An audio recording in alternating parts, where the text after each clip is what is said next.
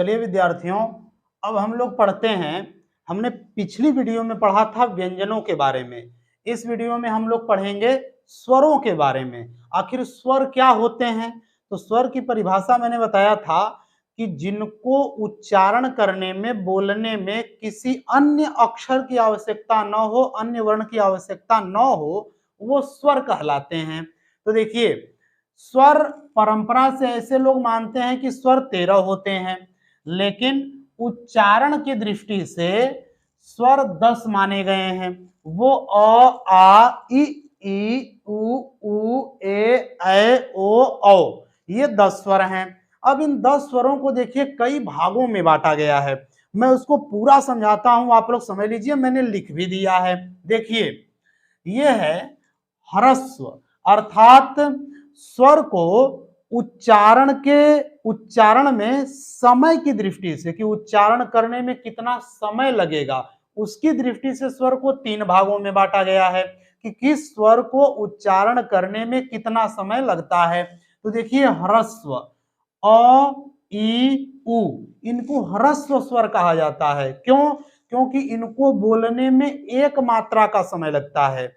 एक मात्रा का समय जिन स्वरों को बोलने में लगेगा वो स्वर कहलाएंगे। जैसे अ, ई, उ, ये ह्रस्व हैं, छोटे हैं, अर्थात इनको कम समय लगता है, इसलिए ह्रस्व कहलाते हैं। और दीर्घ, दीर्घ वो हैं जिन स्वरों को बोलने के लिए 2 मात्रा का समय लगे।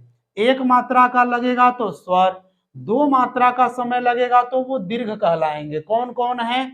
आ, ई, उ, ए, ओ, औ। देखिए, इनको हम देर देर से बोल रहे हैं, जबकि इनको हम कम समय में, थोड़ा सा समय, इनको दुगना समय लगेगा, आ, ई, अर्थात समय ज्यादा लग रहा है, इसलिए इनको दीर्घ कहते हैं। अब चलते हैं अंत में प्लुत।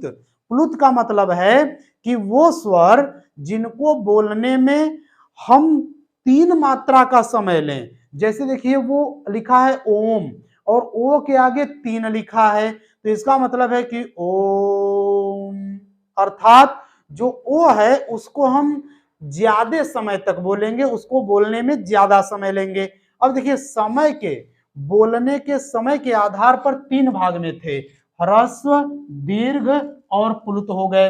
अब हम लोग चलते हैं जीभ के स्पर्श के द्वारा इसको देखते हैं कि जीभ कहां टच होती है, उसके आधार पर कितने भागों में बांटा गया है। तो जीभ के स्पर्श के आधार पर भी 3 भाग में बांटा गया है, एक अग्र, एक मध्य और एक पश्च। तो अग्र वाले में अग्र स्वर कौन है? तो ई, ए, ये क्या है? ये अग्र स्वर कहलाते हैं। क्यों? क्योंकि देखिए, इसमें जीभ थोड़ा आगे से, जीभ के अगले भाग से हम लोग इनको बोल रहे हैं, इसलिए ये अग्र स्वर कहलाते हैं। बोल के देखिए, ई, अर्थात जीभ का अगला सिरा आ रहा है, इसलिए ये अग्र स्वर कहलाएंगे ये चारों।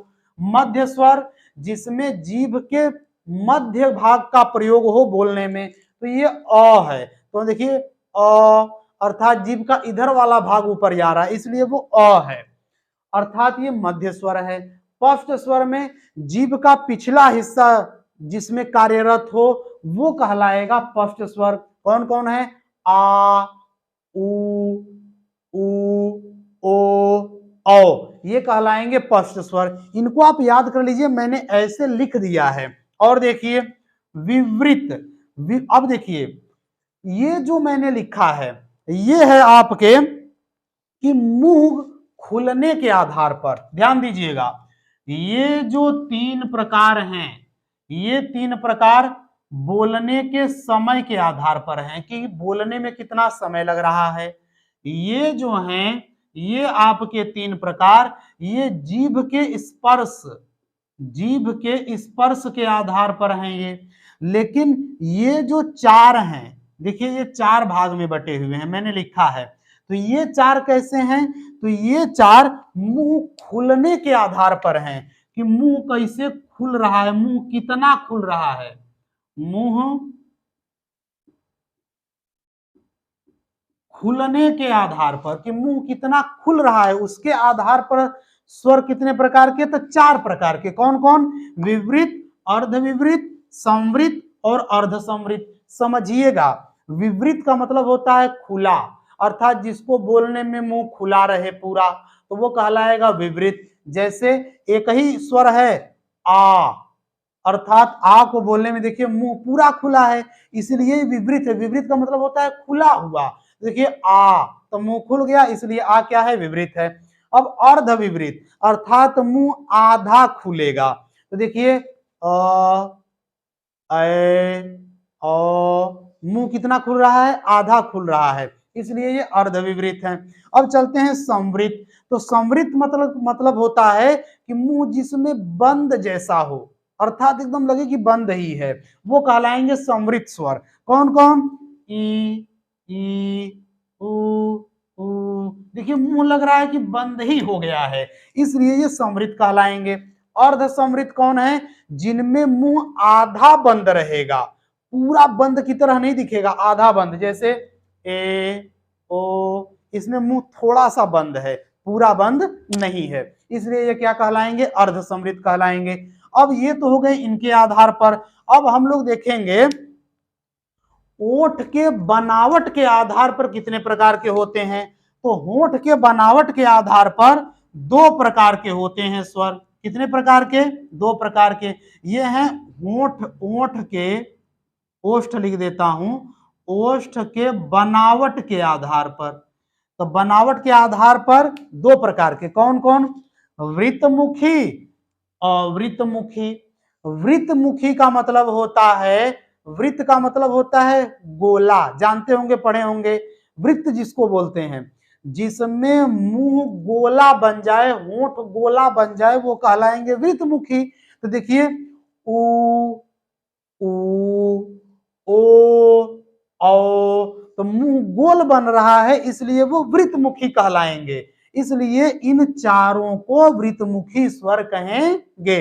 अब चलिए अवृतमुखी।